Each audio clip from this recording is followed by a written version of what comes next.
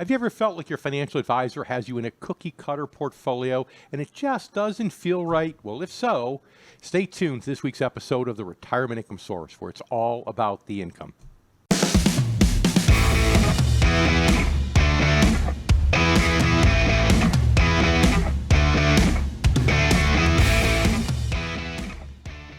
And welcome to the Retirement Income Source, where it's all about the income. I'm David Scranton, here with my good friend and co-host, Sarah Samuels.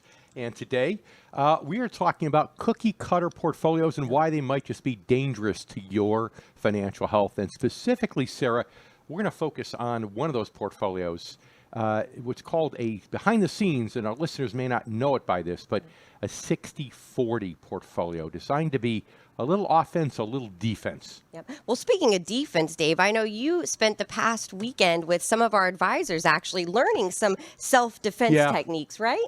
How'd that go? Well, it was interesting. Get a bunch of 50 and 60-some-year-old men, and there was one lady there, a little bit younger than us, but we're all sitting there being taught like various self-defense techniques, and it was kind of funny. I don't think we ended up with any broken bones, which is good, but after 2 days, there was a little bit of soreness to go around. I know that for sure. Yeah, that was going to be my next question. How many hips or knees were displaced during the training? But I'm glad you had a good time. No one broke a hip. No broken hips. Okay, good.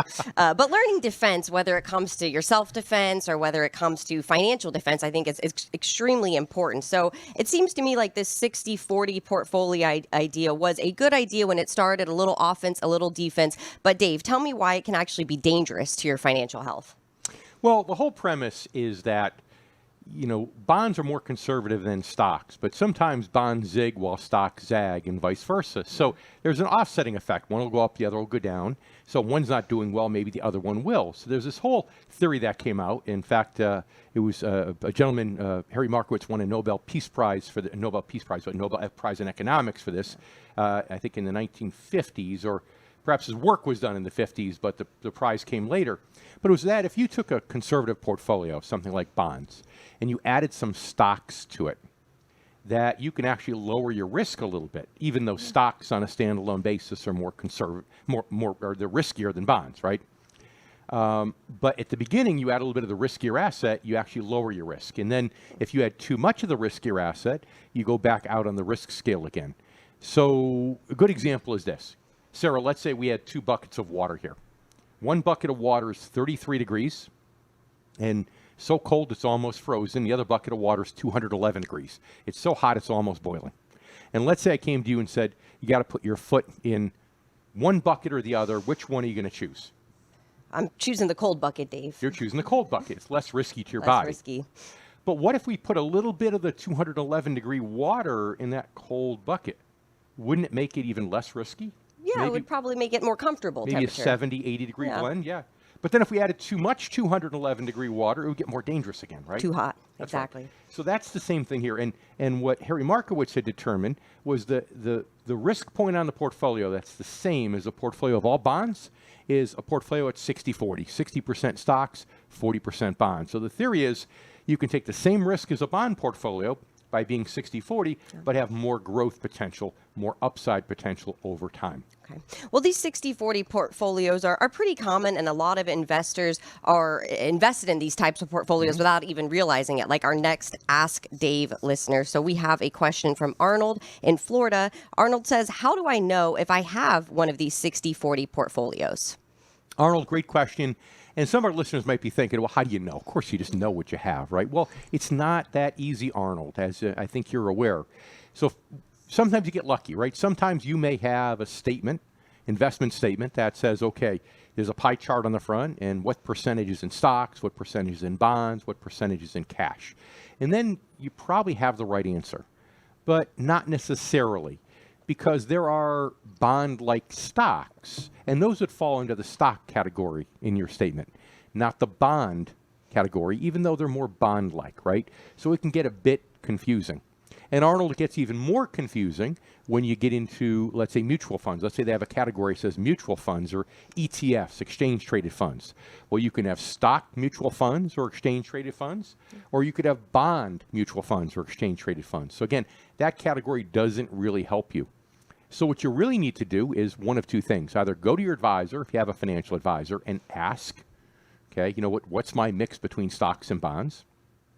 Or come to us. Feel free to reach out to us. I'm always talking to people free of charge and kind of helping them through this process. But what if you want to do it yourself? Well, this is where you got to look at each individual holding. And you could figure out from the names of the holdings most of the time whether they're stock or bond. Okay, for example, if something has the word growth in it or capital appreciation or stock, it's probably stock. If something has the word income in it or high quality or high yield or bond or fixed income, well, then it's probably bond. And when you're not sure, you can always Google it. I mean, today, Google Finance, Yahoo Finance, you can pull up each of the holdings individually and find out and do your own calculation and find out what you have in stocks versus bonds.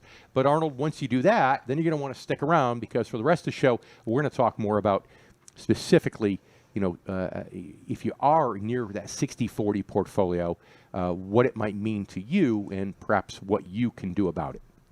Well, Arnold, thank you so much for sending in your Ask Dave question. And if any of our listeners out there have a question that maybe you might hear get answered on a future show, all you have to do is send us an email to askdave@retirementincomesource. That's SOURCE.com. And thank you for listening to the Retirement Income Source, where it is all about the income. I'm Sarah Samuels here with Dave Scranton. And today we're talking about this 60-40 portfolio idea, which is I call it maybe the Goldilocks portfolio, right, Dave? It's like a little bit of the riskier property, riskier assets, a little bit of the more conservative assets with the idea of making this perfect blend. But it turns out it's not so great. Historically, sure. And whether it's 60 stocks, 40 bonds, or whether it's 50-50, or whether it's 70% stocks and 30 bonds, it's close enough, right? Yeah. So when we talk about that 60-40 portfolio, and we talked about the theory, right? And again, the theory behind it is that you add a little bit of that riskier water, that 211-degree hot water, which is the stocks, to 33-degree slightly safer water, and you get a combination for a while that's even safer than either bucket individually. But if you add too much of that riskier water, that 211-degree water, i.e. the stocks, to this mix, then it becomes riskier once again. So that sounds great in theory. I could take the same risk as a bond portfolio and get more return, right? So what's wrong with it? Right, yeah. What's wrong with it exactly? Where can it be dangerous? Well, what's wrong with it is that, historically, that's all based upon the assumption that stocks zig and bonds zag, right? People are nervous in the stock market's dropping, there's a flight to quality, money's going in the bonds are going up. People are confident, they're putting money in the stock market, they're taking it out of bonds are going down, stocks are going up. But that, Sarah, is not what's happened for the last 2 years. What's happened for the last 2 years with interest rates going up is that it's been a headwind for both stocks and bonds, right? I always quote Warren Buffett, who says when interest rates are going up, it's really bad for all financial assets. So right now, it didn't matter whether you had 100% stocks, 100% bonds, or a 60-40 mix, or anywhere near there, you're losing money. That 60-40 portfolio doesn't protect you the way it used to. But what makes it worse is you're not getting the best of either world either, right? If you want growth, you're not getting the growth potential of a stock portfolio. And if you want income, you're not getting nearly the income you could in a bond portfolio. So you're not getting the safety that you're promised, but you're also not getting the other benefits, whether it's growth or income, whatever the purpose of your money is. Yep. In fact, coming up, we're going to talk more about the purpose of your money, more about the problems with potentially 60-40 portfolios, and also some other examples of cookie-cutter portfolios that you might just want to be aware of. I'm David Scranton, here with Sarah Samuels, and this is the Retirement Income Source, where it's all about the income.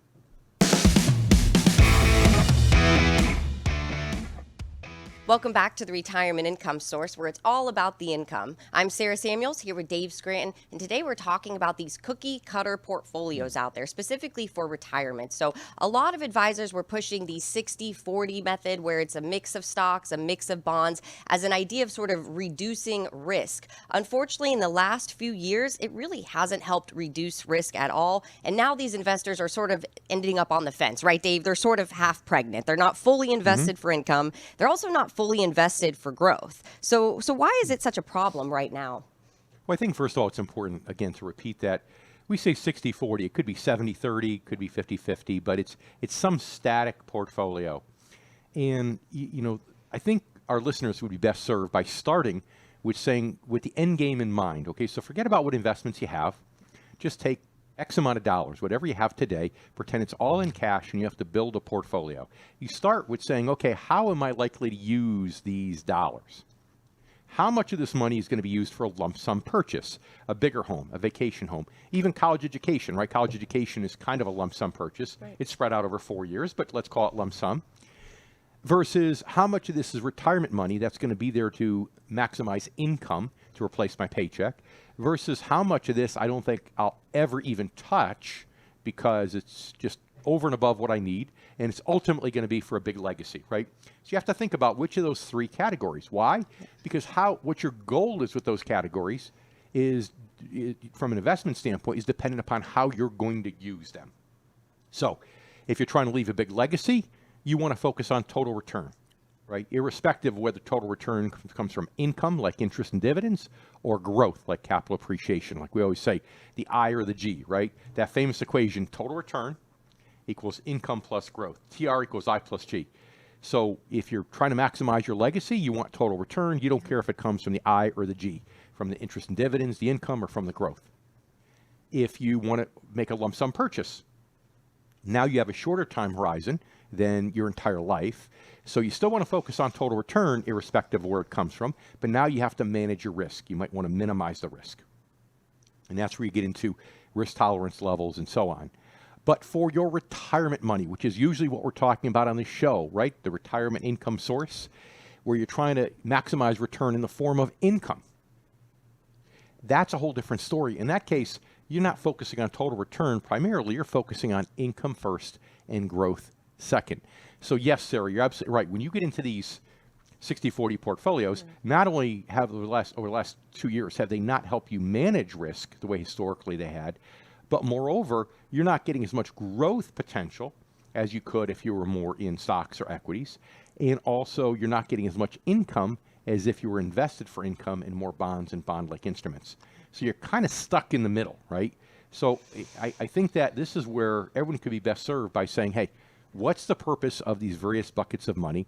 And invest each bucket of money appropriately for that end goal. Start with the end game in mind. Yep. And that's why most of our income specialists, that's one of the first things they do in that first meeting with a potential client is talk about their goals for retirement so they can get that figured out. And part of it too, is, Dave, is figuring out your risk tolerance. And our next Ask Dave question comes from Claire in North Carolina. She says, my financial advisor gave us a questionnaire about our risk tolerance, but is this all it is? How do I actually determine my risk tolerance?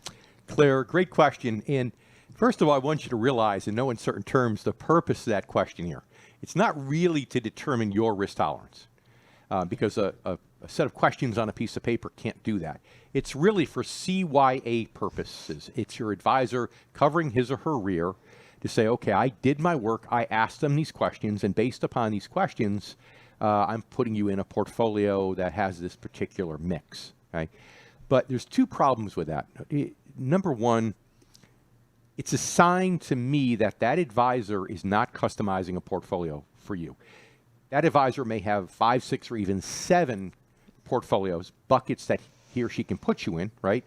And it's cookie cutter. And the idea is those questions, once you answer them, the answers get typed into an algorithm, and out pops the answer that of 7 portfolios, portfolio number 3 is best for you, Claire.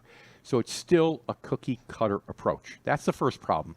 The second problem, Claire, is that a piece of paper cannot determine your risk tolerance level. Okay?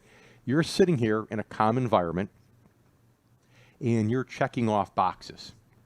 It's not the same as if you're watching your accounts go down every month, month after month. In fact, okay, let's say you saw that happen in 2008. You saw the accounts go down month after month. Well, guess what? It's still not the same as that. Why? Because you were probably working in 2008. You weren't depending upon that money. You were putting money in. You were dollar cost averaging. It was a good thing. You were buying more shares less expensively. But now, if you're retired, it's a whole different story, and your emotions around that are going to change. And your emotions affect your ability to enjoy your retirement. And that's really a financial advisor's job, is to make sure, not to maximize your return, it's to make sure that you can achieve your goals in retirement and enjoy your retirement. And unfortunately, a piece of paper can't do that. But a human being who's going to sit and take time with you to help you personally assess your risk tolerance level, that is the really only foolproof way to make it happen. Yep.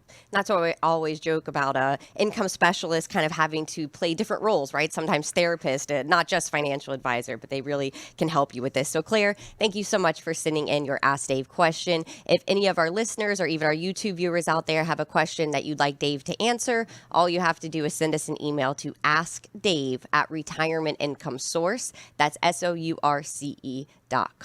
And thank you for spending your weekend here with us on the Retirement Income Source, where it's all about the income. I'm Sarah Samuels, and I'm here with Dave Scranton. Today's show is all about those cookie cutter retirement portfolios and why they're actually pretty dangerous to your health. Sort of like too many real cookies, right, Dave? That would be bad for your actual health as well. That's right. Or Matt, if you just have frozen TV dinners, right? Remember the old TV dinners that are frozen? You have too those much sodium every single night for dinner. That's not the most helpful thing either, That's not right? healthy either. Yeah. Exactly. And this portfolio can kind of have the same effect, and you end up in a no man's land where you're not really invested for income. You're not really invested for growth. So we've talked a little bit about risk tolerance, and we had a question from Claire, one of our listeners, that she filled out a questionnaire for her advisor. She asked, is that really all it is? And Dave explained that no, it's really a more in-depth process that really involves a gut check and examining your feelings about your money actually losing value. Mm-hmm. Yeah. And so how do you go about determining this, and why is it so important? Well, some people might say, well, gee, Dave, we don't have to worry about this because if we work with you, we're going to have enough income coming from the I, from interest and dividends, that even if my account drops in value, well, it doesn't affect my income. My income won't change, so it's not going to affect my lifestyle. Who cares how much risk I'm taking? Okay, great. That's a great left-brain argument, Sarah, that perhaps an engineer would come up with, right? Except that what people miss is our propensity to spend money and actually enjoy our money. It has to do with our emotions, not so much the dollars coming. It's not a left brain exercise. And you remember the story I always talk about when Bernie Madoff first got found out, and I was going down, I was in Palm Beach, Florida. There were the big streets, Worth Avenue. Worth Avenue is like the Rodeo Drive in Palm Beach. And I was there with a buddy of mine. We're trying to look at distressed properties and so on. And he got a little hungry and said, hey, let's go get lunch. It was Saturday afternoon, so we get on Worth Avenue, walking down, trying to find a place to have lunch. And I stopped and realized, wait a minute. Saturday afternoon, in the middle of the winter, Palm Beach, Florida, Worth Avenue, no one was on the streets shopping. Why? Because all the people in Palm Beach, most of them had invested some of their money with Bernie Madoff. These are multi-millionaires, if not billionaires, right? Right, yeah. And they invested with Bernie Madoff, but they didn't put it all with him. Maybe they lost a third of their money. They could still afford to shop, right? If you've got $50 million, Sarah, and you lose a third of it, you have $33 million left. Can you still afford to shop on Worth Avenue? I think I'd be in some pain, Dave, but yeah, I could still afford it. Yeah. I'd have multiple millions still in the And when your account. net worth went from $20 million up to $30 million and you were growing it, I'm sure you'd be shopping at Worth Avenue, right? Of course, right. But it's not about how much money you have. It's about the direction that you're passing through a number. If your money's growing, you feel good. If it's going down, you feel bad. So what happens in the real world is these people couldn't enjoy the money they had left because emotionally they didn't feel comfortable spending it. And that's the same thing with retirees, Sarah, that even if you're blessed with one of the old-fashioned pension plans that give you income for life, and between that and Social Security, you have all the income you want, still, if you don't need those investments, but if you see them dropping in value, you're not going to want to spend, and therefore not going to be able to enjoy the Social Security and pension benefits that you're getting. And retirement isn't about stress. It should be about enjoying retirement, having fun. Yep. And that's why it's so important to get that risk tolerance right at the beginning so you can enjoy your retirement. We are going to continue this conversation and come up with some more reasons and explain why the 60-40 portfolio is really not the answer, even after decades of a lot of financial advisors using it. I'm Sarah Samuels here with Dave Scranton, and you're listening to the Retirement Income Source, where it's all about the income. Welcome back to the Retirement Income Source, where it's all about the income. I'm Sarah Samuels here with Dave Scranton, and today we've been talking about these cookie-cutter retirement portfolios, specifically the 60-40 range between stocks and bonds, and why it can be so dangerous to your financial health. We've also talked a little bit about risk tolerance and how to get that right, how it's really more than just a simple questionnaire. It's really a gut check and a conversation with your advisor. We've also talked about goal setting and really how you can determine how your money is invested allocated based off the purpose of what you're going to do with that money. So Dave, let's talk more about these, we're calling them the 60-40, but really these cookie cutter portfolios. Why are you not really able to get the kind of income that you could get if you were actually invested properly and allocated for income generation? Well, most 60-40 portfolios today, if you're lucky, may have a yield of 2.5, income, maybe 3. And then if you're paying mutual fund fees or you're paying your advisor a fee, you're probably down to 1.5 or 2, right? So that means you have $1 million, to use a round number, and you get, 15 to 20,000 a year of income. Not a lot of income. It's pretty paltry given the amount that you have. So if your goal is to maximize retirement income down the road, well, you're not really doing that. Now, on the other hand, if your goal is to get the maximum total return, well, over the long run, stocks do better than bonds, right? So you can be more stock-based, not 60-40. Don't water down the growth potential with the bonds. And if you want to control your risk, you can control your risk to some degree by getting in more conservative end of the stock portfolio. Maybe things that pay higher dividends. Reinvest those dividends so you enhance your dollar cost averaging, right? So this is where, again, you get in the middle. You don't get the best of either world. You're kind of stuck in the middle. And at least it used to, right? When Harry Markowitz figured this out in the 50s and then went ahead and he called it the efficient frontier, right? And then went ahead and later won that Nobel Prize for his work. It used to reduce the portfolio volatility, so it made people feel good. And this is back in a period where stocks were paying higher dividends, so there was more income coming from stocks. Interest rates were higher, so bonds were paying more. So maybe it was still generating enough income in this type of portfolio. But that's no longer true, and it's not doing its job anymore of risk reduction, right? Adding the hot water to the cold water for some reason, not only for the last 2 years, but in general for the last couple of decades, the investment categories have become more homogenous. In other words, one goes down, most go down. One goes up, most goes up. Why do you think that is, Dave? Why did it change if it wasn't really that same way in the 50s when this theory came about? Information flows more quickly now. People are day trading. People are trading more rapidly. There's all kinds of things that are happening, and it just causes assets to move in tandem. People are moving in and out of the market between day traders, between algorithms, and all that. But advisors, I think, are still stuck on the 60-40 thing because from a compliance world or in the court of public opinion, oh, well, this is Nobel Prize winning theory. Of course it works. I'll stick with it. But again, that's cookie cutter. And I like taking a more common sense approach and looking at people's goals and building a custom portfolio for what you want as an investor. Yep. And what a lot of investors want, or what they need really, is diversification. And some of these portfolios are not providing that. Let's get into our Ask Dave question. So we actually have a question here from Jill. Jill is in Georgia. She sent us an email. Jill says, I'm diversified. I'm invested in mutual funds. I have a 401k. I feel like that's a pretty good amount of different assets that I'm diversified in. So I'm protected, right? Jill, maybe, maybe not. You see, mutual funds, and now you're in a 401k, so it sounds like you're not working with an advisor. But it always amazes me how many advisors use mutual funds also. And I think it's because, Jill, you probably feel comfortable with mutual funds. I could tell from the tone of your question because you've been in those most of your career in 401ks, so people are comfortable with it. So it's easy for a financial advisor to say, oh, I'll use mutual funds with this client once this client retires. And it's a path of least resistance. But there's few problems with mutual funds, but let me start with your question about diversification. Are you diversified adequately or are you not? Well, it depends. First of all, you have to look in those mutual funds and say, how many of those are stock funds versus how many of those are bond funds? Okay? Within the bond fund world, how many of those are government bonds, corporate bonds, municipal bonds, and in the stock world, how many of those are large companies, how many of those are small companies, how many of those are international, right? So you have to look specifically within the mutual funds in terms of what they hold. But moreover, when it comes to diversification, you have to think about, is there overlap? There's a lot of mutual funds that kind of copy the S&P 500, but the Standard & Poor's 500 index, the Fortune 500 companies. So you might find that 200 of those 500 companies are in most of your different funds. There's overlap. So you think, gosh, I've got 5, 6 different mutual funds.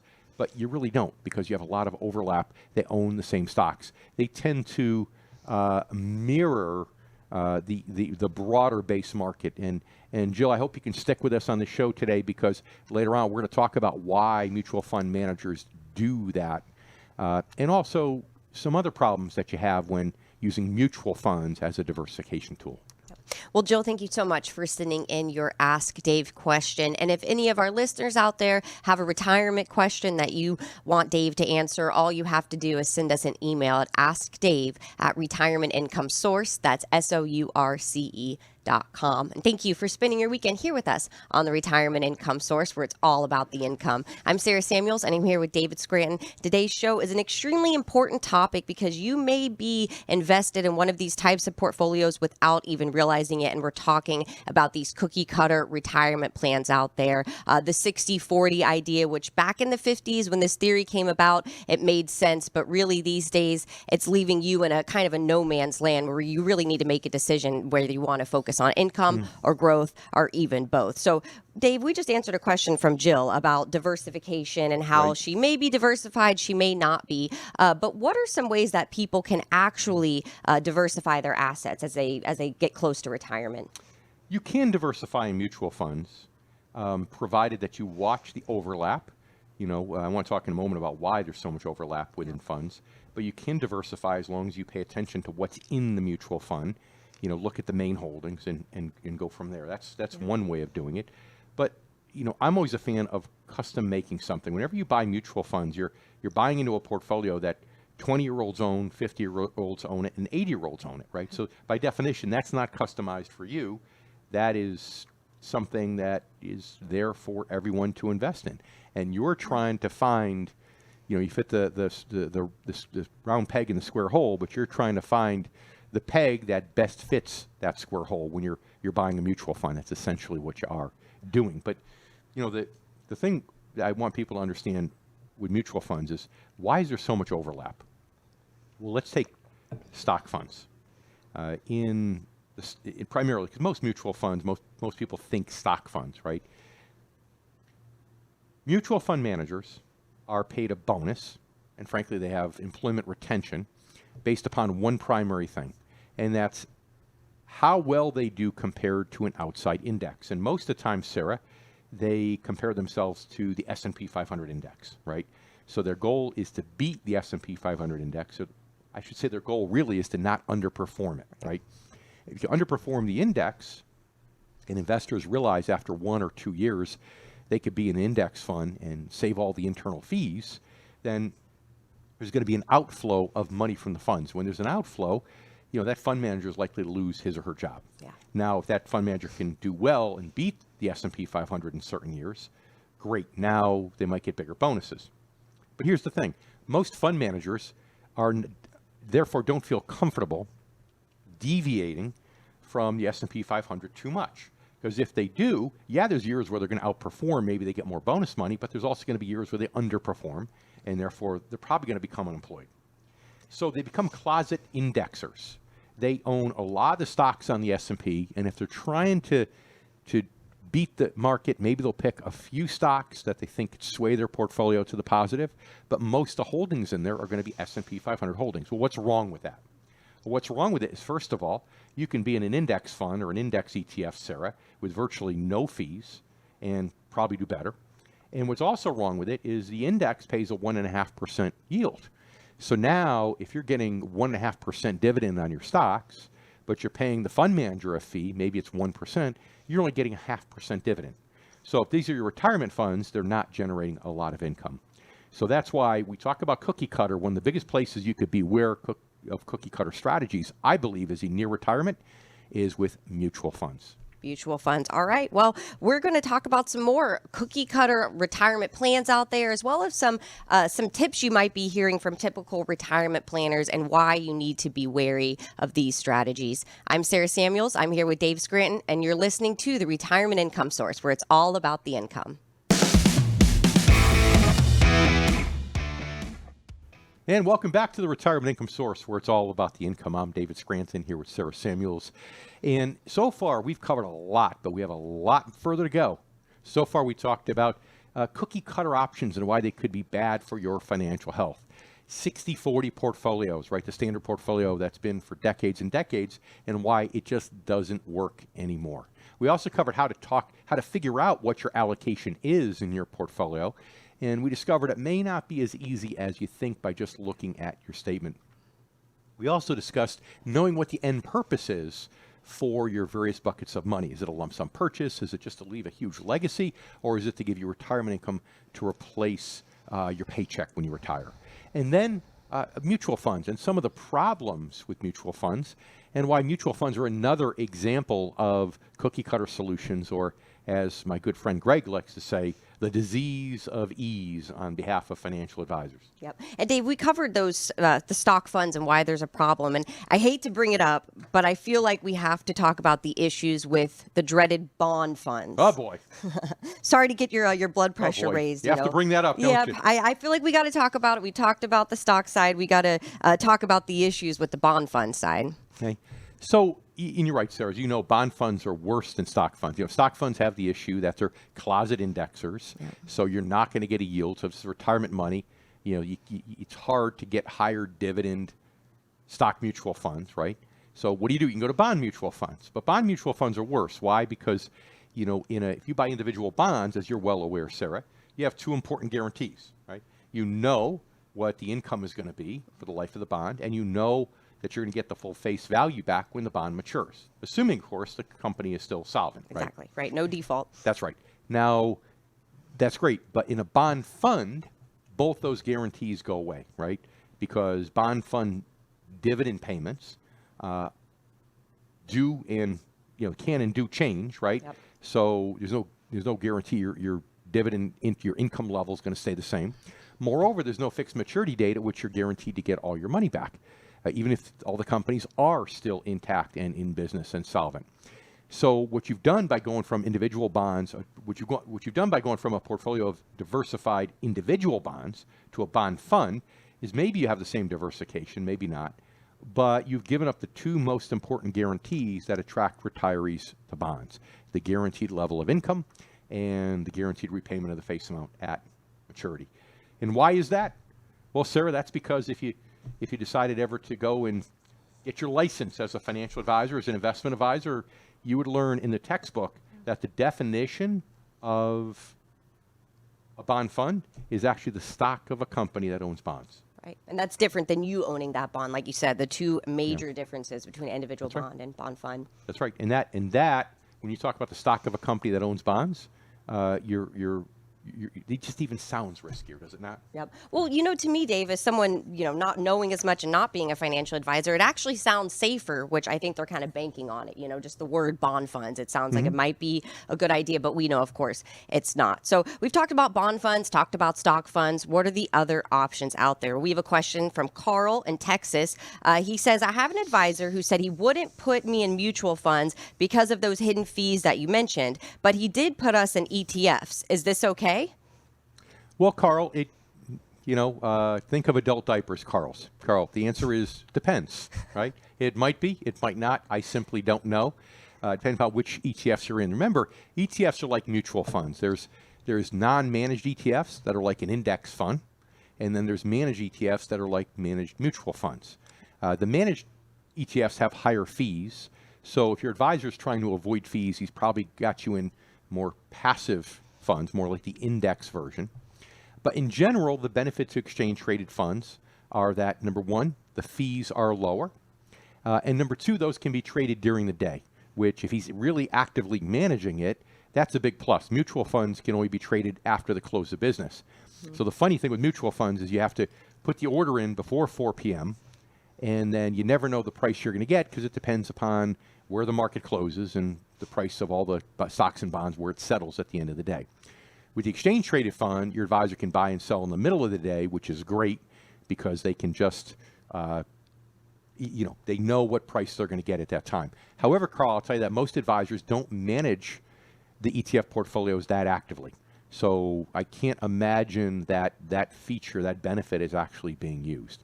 So the good news is if they're indexed ETFs that aren't actively managed, then yes, the fees are lower. And yeah, you're paying your advisor a fee, but you're not paying a second set of hidden fees, or at least it's minimal inside the ETF. And that's a real problem, because if you were, well, then you're paying two sets of fees, right? You're paying the advisor a set of fees and then the ETF manager a set of fees. But Carl, I would still say it's a potential issue, because here's why. It's a lot easier to manage 6 or 7 different shells, 6 or 7 different ETFs you might have in your portfolio, than it is to actually go out there and pick individual stocks and individual bonds. In most cases, advisors don't pass that savings on to you. They don't say, well, instead of a 1% management fee, I'm going to charge you 0.3 because I'm just managing ETFs, not individual securities. So I still think that there could be a problem, and that it's possible you're overpaying where an advisor is doing really only a fraction of the work an investment advisor might do, but still collecting the typical management fee of, let's say, 1+%. Well, we appreciate you sending in your Ask Dave question, Carl. And if any of our listeners or even our YouTube viewers out there have a retirement question that you would like to pose to Dave and maybe hear it answered on a future show, all you have to do is send us an email at askdave@retirementincomesource. That's SOURCE.com. And thank you for spending your weekend here with us on the Retirement Income Source, where it is all about the income. I'm Sarah Samuels. I'm here with Dave Scranton. Today's show has been about these cookie cutter retirement portfolios and why they're extremely dangerous to your financial health.